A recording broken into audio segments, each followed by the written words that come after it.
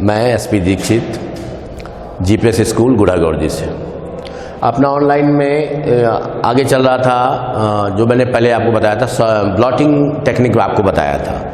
अब blotting technique के बाद अब अपना जो टॉपिक है पीसीआर। ध्यान रखें, ये जो भी अपन ने जो टॉपिक आपको बताया है ये आपके उसमें सिलेबस में है और इनको आप सही ढंग से देखेंगे बेटे, है ना। इसमें लापरवाही मत करना और इनको याद करने की कोशिश करना। Thank you. ओके, अब अपन सबसे पहले अपन देख लेते हैं इसको पीसीआर। पीसीआर का पूरा नाम अगर अपन देखें तो आप ध्यान रखें, पॉलीमरेज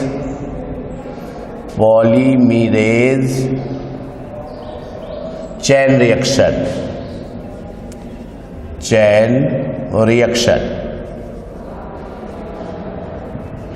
मतलब पॉलीमरेज श्रृंखला अभिक्रिया। पॉलीमरेज श्रृंखला अभिक्रिया, ठीक है बेटे, ये तो इसका पूरा नाम है। अब आप यहां पर खोजकर्ता आप ध्यान रखें, खोजकर्ता, इसके जो खोजकर्ता है वो हैं कैरी मूलिस। क्लियर? इसके खोजकर्ता कौन है? कैरी मूलिस। ठीक है बेटे, ये खोजकर्ता हो गया आपका। अब अपन इसकी परिभाषा देखें। परिभाषा अपन बोलेंगे यह एक प्रकार की मशीन है या टेक्निक है, तकनीकी है, जिसके द्वारा कम समय में अधिक डीएनए का निर्माण कर सकते हैं। एक तरह से इसको आप बोल सकते हो कि ये डीएनए की फोटोकॉपी मशीन है। फोटोकॉपी मशीन है, समझ में आ रहा है बेटे? मशीन है जो कम समय में, या अपन बोल सकते हैं जिससे कम समय में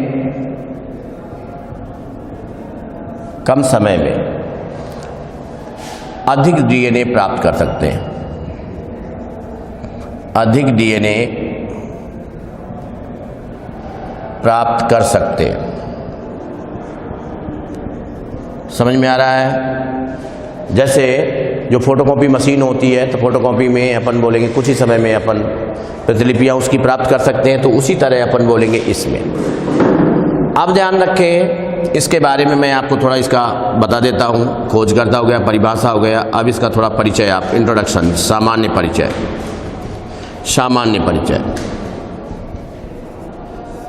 ठीक है, यहां पर इसमें आप ध्यान रखना, ये जो आपका पॉलीमरेज मतलब क्या हो गया? एंजाइम।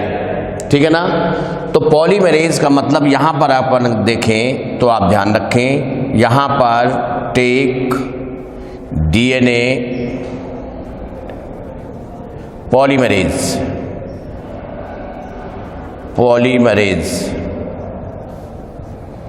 एंजाइम का उपयोग होता है।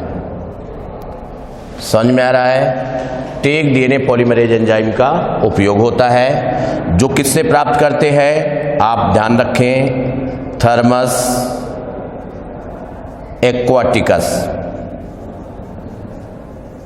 एक्वाटिकस से प्राप्त किया जाता है। समझ में आया ना। और इस एंजाइम की विशेषता ये है कि ये 70 डिग्री सेंटीग्रेड के तापमान पर अधिक सक्रिय होकर काम करता है, और यहाँ तक कि ये 90 डिग्री सेंटीग्रेड के तापमान पर भी क्या होता है? सक्रिय होता है। जबकि आपको पता होना चाहिए कि ये जो सामान्यतः एंजाइम अपन जानते हैं कि ये 20 से 35 डिग्री सेंटीग्रेड के तापमान पर अधिक सक्रिय होकर कार्य करते हैं। जैसे ही 35 डिग्री सेंटीग्रेड से तापमान बढ़ने लगता है तो एंजाइम क्या होने लगते हैं? नष्ट होने लगते हैं। लेकिन ये एंजाइम 70 डिग्री सेंटीग्रेड के तापमान पर अधिक सक्रिय होकर कार्य करता है।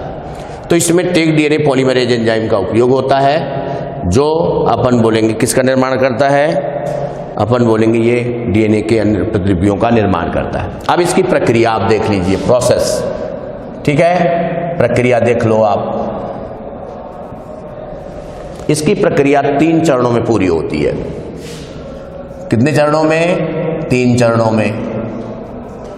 अब 3 चरणों में अगर अपन देखें तो ये चरण आप देख लो इस यहां पर। एक तो होता है विकृतीकरण,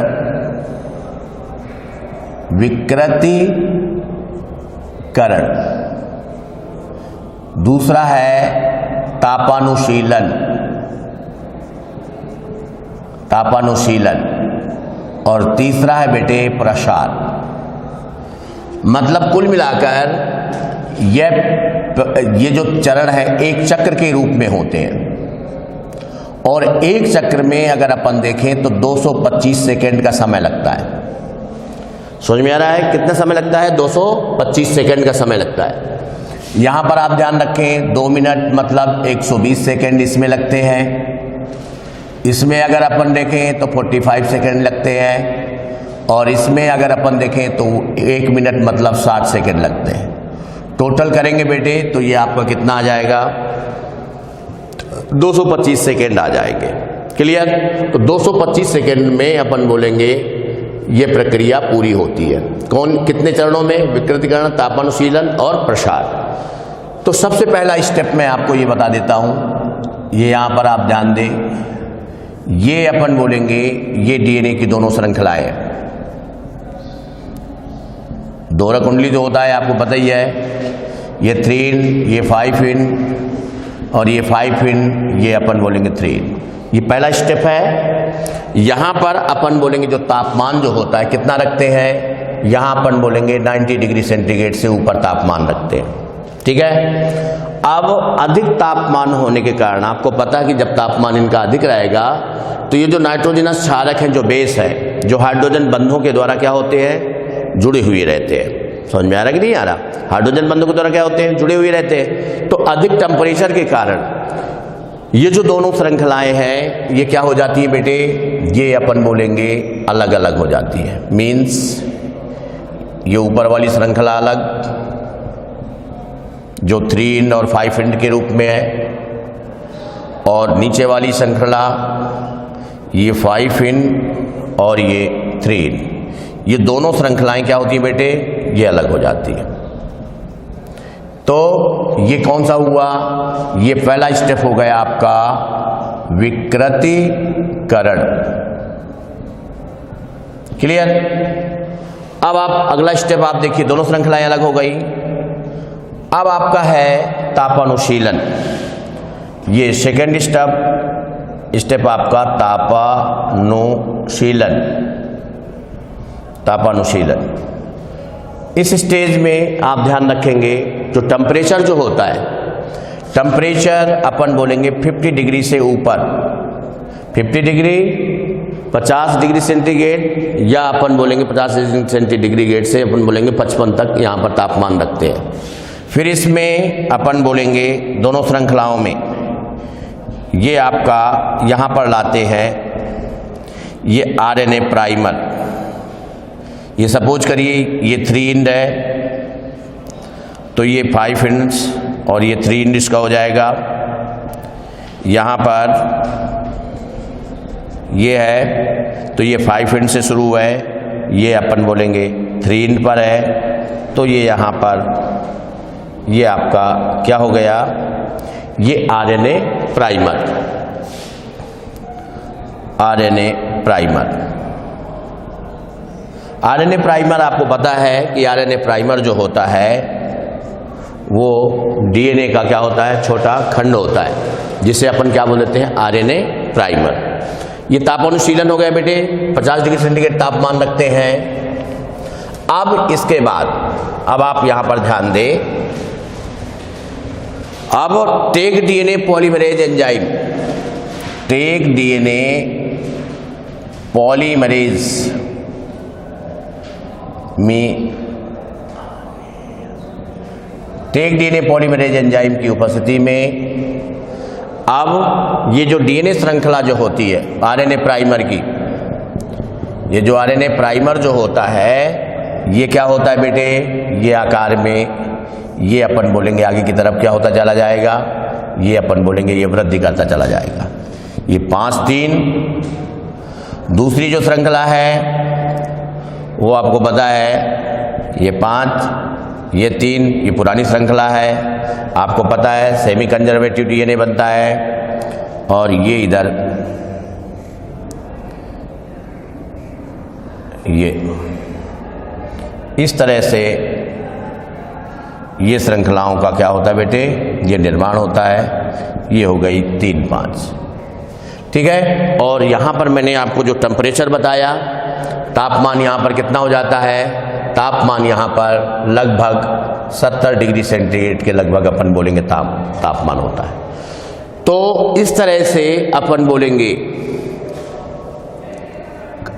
कुछ ही समय में इसकी अपन बोलेंगे करोड़ों प्रतिलिपियां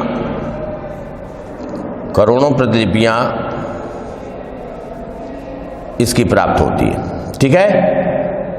करोड़ों प्रतिलिपियां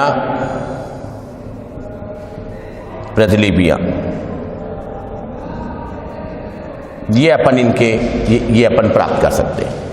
तो इस तरह से ये आपका जो मीन्स अपन बोल सकते हैं जो पीसीआर है वो आपका कंप्लीट। आपको पता होना चाहिए कि पीसीआर का उपयोग किस में किया जाता है, अपन बोलेंगे डीएनए फिंगरप्रिंटिंग में किया जाता है। इसके अलावा, ठीक है, डीएनए फिंगरप्रिंटिंग के अलावा अगर अपन देखें तो यदि मान लीजिए कि कहीं पर भी इसकी डीएनए की प्रतिलिपियां कम हैं तो उसको अधिक मात्रा में प्राप्त करने के लिए किया जा सकता है।